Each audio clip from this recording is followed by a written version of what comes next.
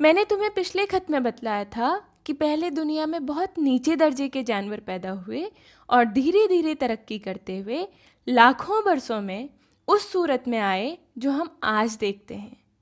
हमें एक बड़ी दिलचस्प और ज़रूरी बात यह भी मालूम हुई कि जानदार हमेशा अपने को आसपास की चीज़ों से मिलाने की कोशिश करते गए। इस कोशिश में उनमें नई नई आदतें पैदा होती गई और वे ज़्यादा ऊंचे दर्जे के जानवर होते गए।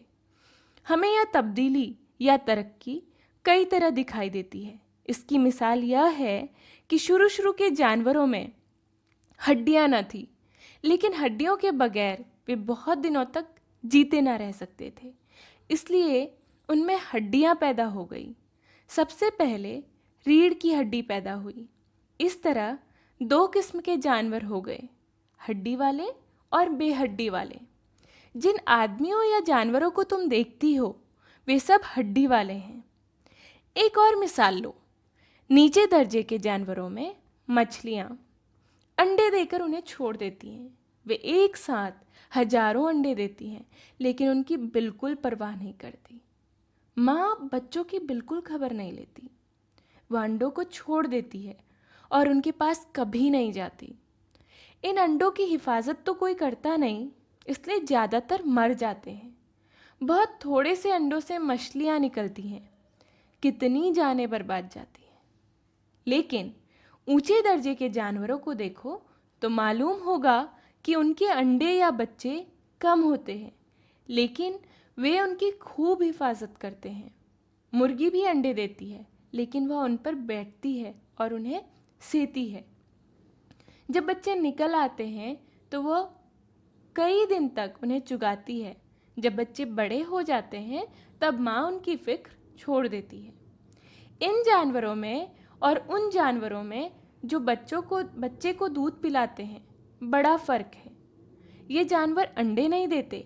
माँ अंडे को अपने अंदर लिए रहती है और पूरे तौर पर बने हुए बच्चे जनती है, जैसे कुत्ते, बिल्ली या खरगोश।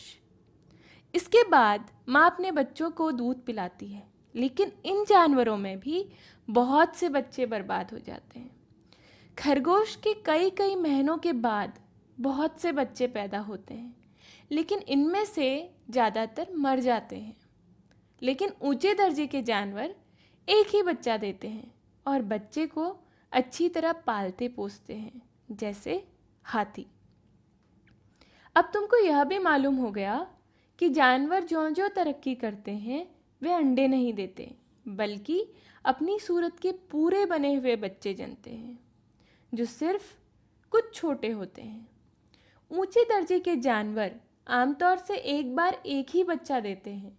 तुमको यह भी मालूम होगा कि ऊंचे दर्जे के जानवरों को अपने बच्चों से थोड़ा बहुत प्रेम होता है। आदमी सबसे ऊंचे दर्जे का जानवर है, इसलिए माँ और बाप अपने बच्चे को बहुत प्यार करते हैं और उसकी हिफाजत करते हैं। इससे यह मालूम होता है कि आदमी जरूर नीचे दर्जे के जानवरों से पैदा हुआ होगा।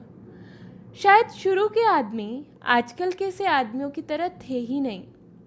वे आधे बनमानुस और आधे आदमी रहे होंगे और बंदरों की तरह रहते होंगे।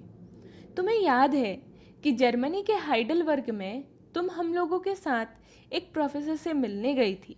उन्होंने एक अजायब खाना दिखाया था जिसमें पुरानी हड्डियां भरी हुई थी, खासकर एक पुरानी खोपड़ी जिसे वह संदूक में रखे हुए थे। ख्याल किया जाता है कि यह शुरू शुरू के आदमी की खोपड़ी होगी। हम अब उसे हाइडलबर्ग का आदमी कहते हैं, सिर्फ इसलिए कि खोपड़ी हाइडलबर्ग के पास गड़ी हुई मिली थी। यह तो तुम जानती ही हो कि उस जमाने में न हाइडलबर्ग का पता था न किसी दूसरे शहर का।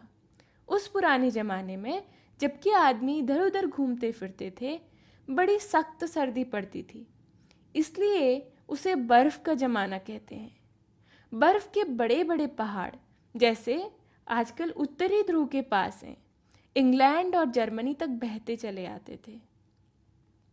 आदमियों को रहना बहुत मुश्किल होता होगा और उन्हें बड़ी तकलीफ से दिन काटने पड़ते होंगे।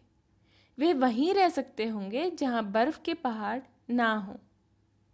वैज्ञानिक लोगों ने लिखा है कि उस जमाने में भूमध्य सागर न था बल्कि वहाँ एक या दो झीलें थी। लाल सागर भी न था। यह सब जमीन थी।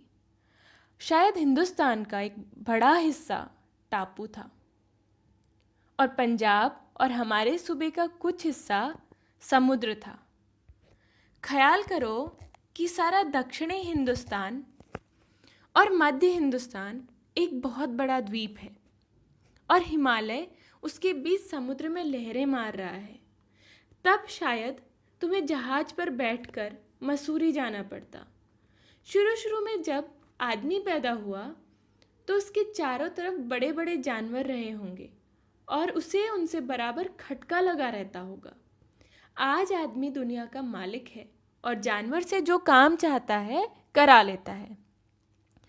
बाजों को वह पाल लेता है, जैसे घोड़ा, गाय, हाथी, कुत्ता, बिल्ली वगैरह। बाजों को वह खाता है और बाजों का वह दिल बहलाने के लिए शिकार करता है, जैसे शेर और चीता। लेकिन उस जमाने में वह मालिक न था, बल्कि बड़े बड़े जानवर उसी का शिकार करते थे और वह उनसे जान बचाता फिरता था। मगर धीरे धीरे उसने तरक्की की और दिन दिन ज़्यादा ताकतवर होता गया, यहाँ तक कि वह सब जानवरों से मजबूत हो गया। यह बात उसमें कैसे पैदा हुई? बदन की ताकत से नहीं, क्योंकि हाथी उससे कहीं ज़्यादा मजबूत होता है। बुद्धि और दिमाग की ताकत से उसमें यह बात पैदा हुई। आदमी की अकल कैसे धीरे धीरे बढ़ती गई, उसका शुरू से आज तक का पता हम लगा सकते हैं। सच तो यह है कि बुद्धि ही आदमियों को और जानवरों से अलग कर देती है। बिना समझ के आदमी और जानवर में कोई फर्क नहीं है। पहली चीज़ जिसका आदमी ने पता लगाया वह शायद आग थी। आजकल हम दिया सलाई से आग जलाते हैं, लेकिन दिया सलाइयाँ तो अभी हाल में बनी हैं।